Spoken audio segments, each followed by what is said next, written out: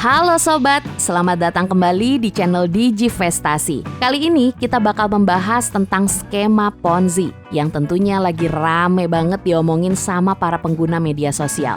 Buat kamu yang penasaran apa sih itu skema Ponzi, bagaimana sejarah dan cara kerjanya, serta kasus-kasus besar apa saja yang pernah terjadi sampai perkembangannya saat ini. Yuk kita kupas satu persatu. Skema Ponzi pertama kali dikenalkan oleh seorang pria bernama Charles Ponzi tahun 1920 di Amerika Serikat. Dia menjanjikan keuntungan besar pada saat itu kepada para investor dalam waktu singkat. Charles Ponzi pun mengumpulkan uang dari investor baru yang ternyata untuk membayar keuntungan kepada investor sebelumnya. Nah, inilah ciri khas dari skema Ponzi. Uang yang diterima bukan berasal dari hasil investasi, tapi uang dari investor baru. Jadi, skema Ponzi bekerja dengan cara mengumpulkan uang dari investor baru untuk membayar keuntungan kepada investor sebelumnya.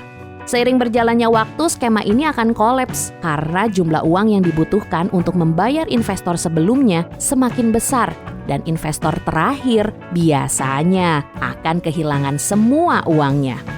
Namun Charles Ponzi bukan satu-satunya orang yang menjalankan skema ini. Ada banyak kasus besar lainnya yang terjadi sepanjang sejarah. Ya, seperti kasus Bernie Madoff 2008, Zig Rewards tahun 2012, Triple M Global di tahun 1994 sampai 2016. Kemudian OneCoin yang terjadi di 2014 sampai 2017, BitConnect 2016 sampai 2018, dan Plus Token yang terjadi di 2018 sampai 2019.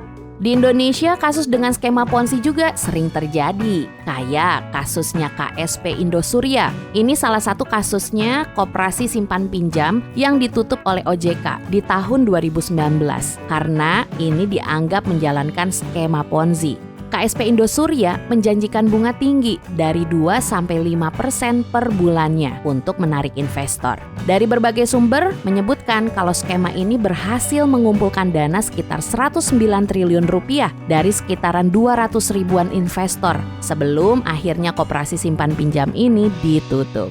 Cuman sederet kasus skema Ponzi yang ada, kasus penipuan yang dilakukan oleh Bernie Madoff adalah yang paling besar sepanjang sejarah.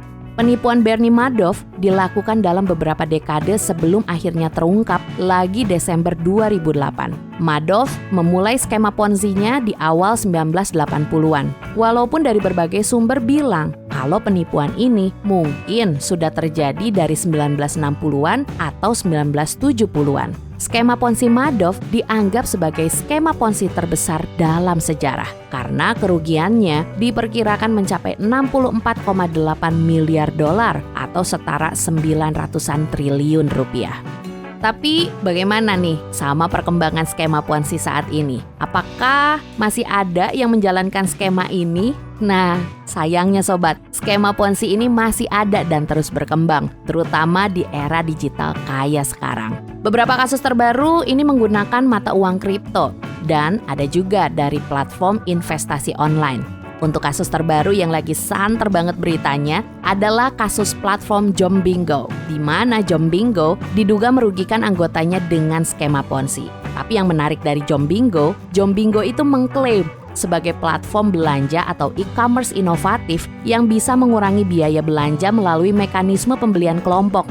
Dan hampir sama dengan skema Ponzi lainnya, ada iming-iming imbalan yang menarik. Makanya, para anggotanya itu diharuskan mengajak atau mengundang terlebih dahulu orang lain untuk bergabung. Tapi ya sayangnya, Jombingo juga harus kolaps. Uang yang sudah di top up para pengguna Jombingo ini udah nggak bisa ditarik, begitu juga laman jombingo.com, webnya sudah tidak bisa diakses lagi.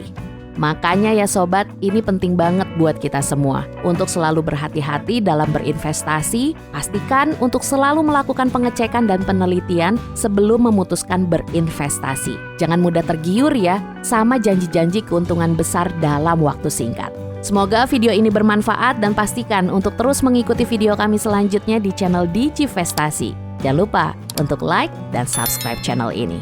Terima kasih sudah menonton, sampai jumpa di video berikutnya.